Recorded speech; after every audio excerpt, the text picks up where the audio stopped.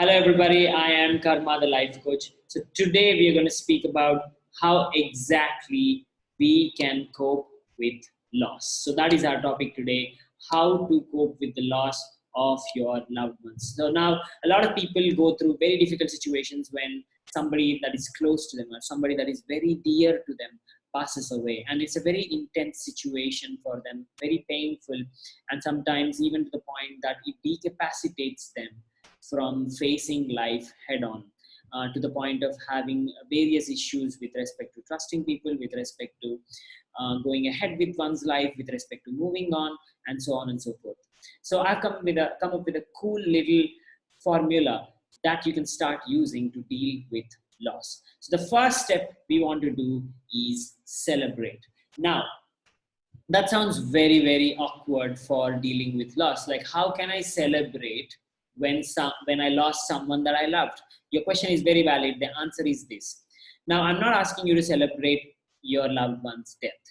What I'm asking you to celebrate is the memories that you had with them.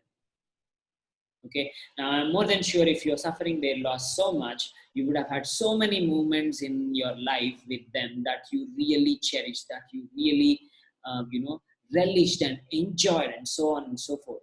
So now it becomes more important than ever for you to then go back into those memories and then celebrate those memories. Now, if that person that you are concerned about, that you've lost, if they are really around you, if we feel their presence around us, and if they could tell you a dialogue, if they could communicate with you, the only thing that they would tell you is to celebrate the memories that you had with them rather than suffer their absence or suffer their lack of presence.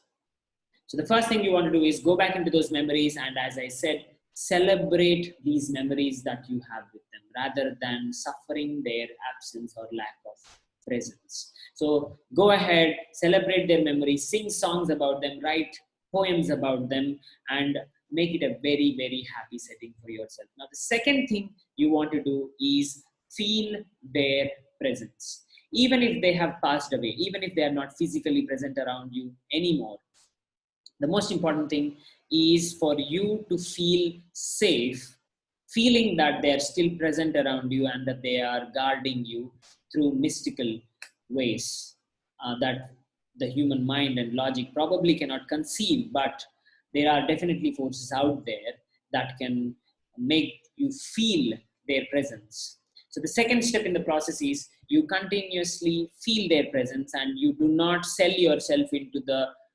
belief that they are now absent from your life forever. Okay, so celebrate their memories and then feel their presence around you, even if they are not physically present around you. Now, the third step that we come into is the most important step. A lot of people consider the death of a loved one or a passing away of a loved one as a bad event. Now, once you classify something as a bad event, the only emotion that you will generate with respect to that event is obviously then bad emotions. So the first thing that you want to keep away from is calling it a bad event. Okay, and so if you don't call it a bad event, what do you call it? You call it a happening. Neither a good happening nor a bad happening, just a happening. Now, when we look at it as a happening rather than a bad happening, what happens is, let us say if they passed away from cancer, okay, you'd rather be happy for them that they don't have to suffer anymore and that, they've passed away peacefully and that this is a happening that was in their best interest and your best interests.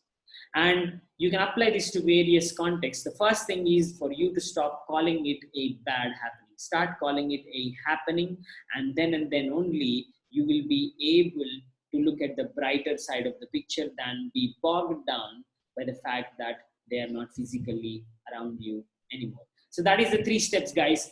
First thing is you want to celebrate the memories you had with them. And the second thing is you feel their presence around you. You feel their messages coming towards you. You feel every word that they ever spoke to you, and you take it as gospel, and you take that value that they added to you as their presence around you. And then the third thing is stop calling it a good event or a bad event or a good happening or a bad happening, and start just acknowledging it as something that has happened. And that's the way to relieve yourself.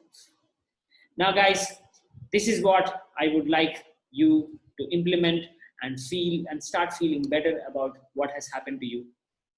And more often than ever, a lot of people are dependent in their lives of some people's existence. They become too dependent, and that is when you suffer this loss very, very intensely.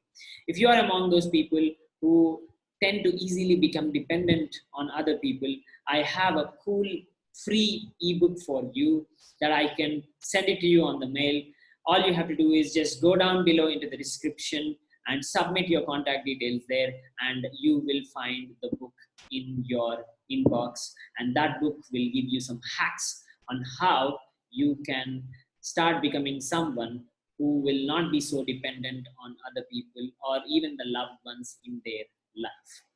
Thank you very much. I hope this has helped. See you another day. Stay home, stay safe. Bye-bye.